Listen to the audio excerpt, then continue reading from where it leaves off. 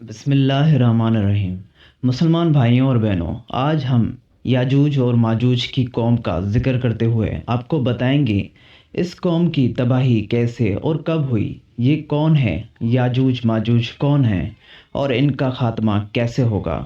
یاجوج ماجوج کو حضرت ذوالقرنین نے دیوار تعمیر کر کے انسانی دنیا کے دوسری طرف قید کر دیا تھا، لیکن قیامت سے پہلے یاجوج ماجوج اس دیوار سے نکلنے میں کامیاب ہو جائیں گے اور جہاں سے گزریں گے انسانی بستیوں کو تباہ و برباد کر دیں گے۔ یاجوج ماجوج حضرت نوح کے تیسرے بیٹے یافس کی اولاد میں سے ہیں۔ قرآن مجید واضح طور پر گواہی دیتا ہے کہ یاجوج ماجوج دو وحشی خونخوار قبیلوں کے نام تھے۔ وہ لوگ اپنے ارد گرد بہت زیادتیاں، ظلم و ستم کرتے تھے۔ یہ شمالی ایشیا کے دور دراز رہنے والے جنگجو، غارت گر اور ور ڈاکو قسم کے لوگ تھے۔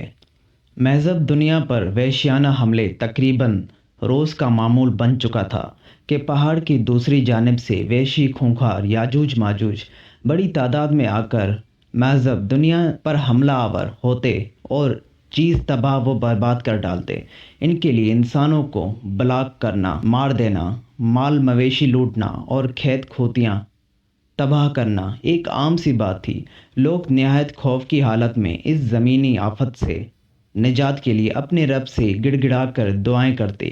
ایک صبح جب وہ سو کر اٹھے تو انہوں نے دیکھا کہ ہزاروں کی تعداد میں ایک عالیشان اجنبی فوج ان کے کھلے میدان میں خیمہ زن ہے۔ پہلے تو وہ حیران اور خوفزدہ ہوئے کہ چند سردار اس جگہ کو لشکر کو اپنے لیے مددگار اور نجات دہندہ سمجھتے ہوئے لشکر کی جانب لگ گئے اور قوم کے سپہ سالار سے ملنے کی خواہش ظاہر کی۔ اجازت کے بعد مقامی سرداروں کو فوج کے سپہ سالار کے خیمے میں پیش کیا گیا۔ سپہ سالار نے معززین شہر کو خوش آمدید کہتے ہوئے یہ یقیناً دلایا کہ ان کی فوج ان کے علاقوں پر قبضہ کرے گی، نہ ہی ان کے مال مویشی اور کھیت کھلیاں کو کوئی نقصان پہنچائے گا۔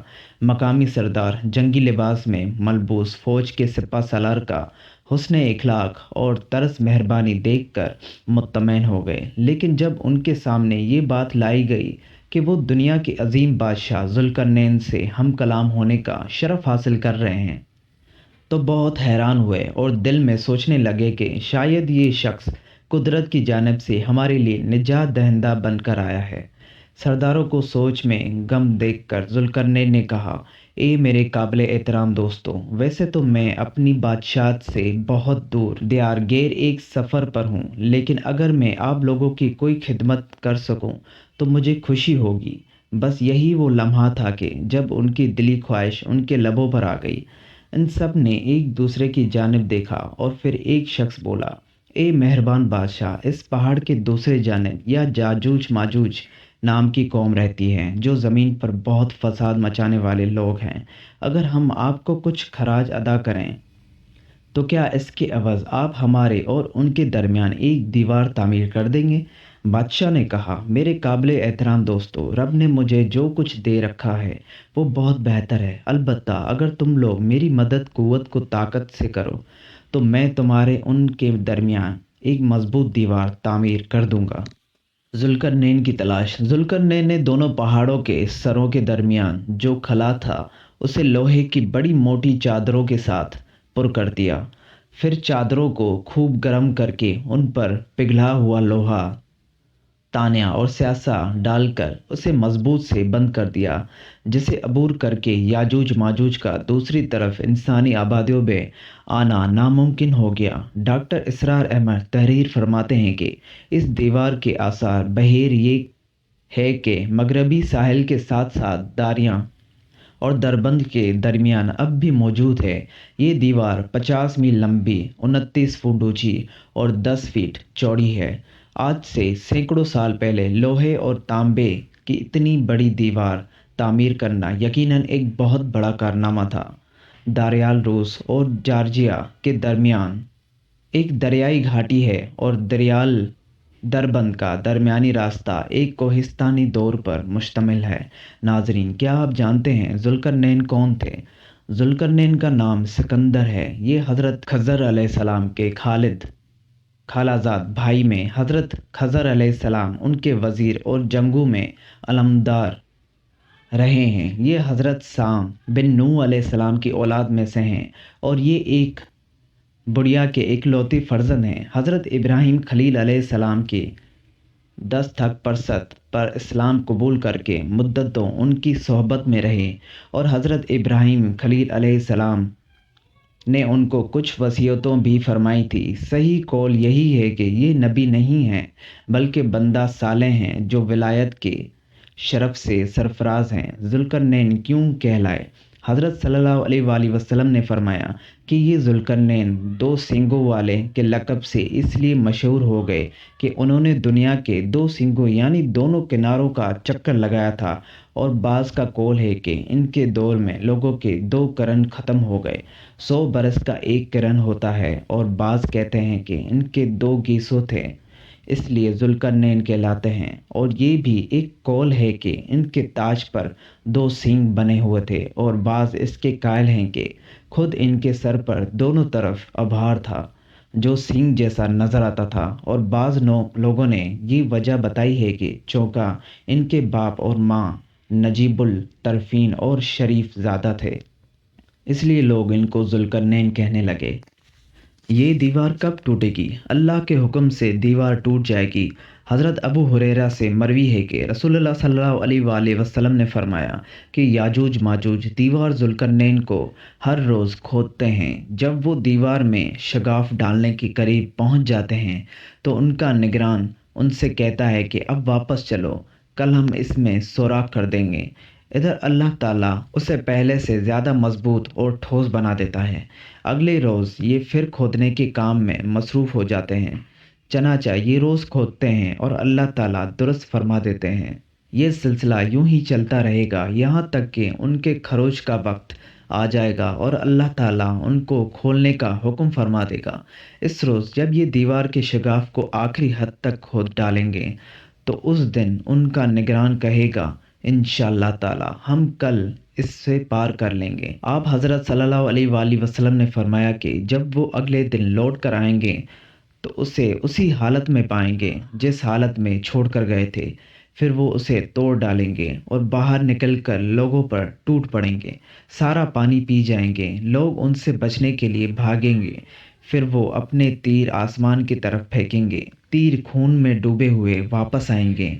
वो कहेंगे हम ज़मीन वालों को गालिब आ गए और आसमान वाले से भी हम कुव्वत व बुलंदी में बढ़ गए। फिर अल्लाह ताला उनकी गर्दनों में एक कीड़ा पैदा कर देगा जिससे वो हलाक हो जाएंगे। कुर्ब क़यामत की बड़ी निशानी। सद जुल्करनैन की तकमील के बाद जुल्करनैन ने वहाँ की कौम से कहा था। तर्जुमा, उन्होंने कहा ये मेरे रब की मेहरबानी है। हाँ, जब मेरे रब का वादा आएगा तो उस ज़मीन बूस कर देगा। हुज़ूर सल्लल्लाहु अलैहि वसल्लम ने मुख्तलिफ़ औक़ात में अहादीस मुबारक के ज़रिए याजूज माजूज के खरोज का वक्त बताते हुए उनके खरोज का क़यामत की बड़ी निशानियों में से एक निशानी बताई। कुरान मजीद में अल्लाह ताला इरशाद फरमाता है याजूज माजूज खोल दिए जाएंगे और वो हर बुलंदी से दौड़ते हुए आएंगे। याजूज माजूज का उरूज ज़हूर मेहदी अलैहिस्सलाम और खुरूज दज्जाल के बाद हज़रत ईसा अलैहिस्सलाम की मौजूदगी में होगा।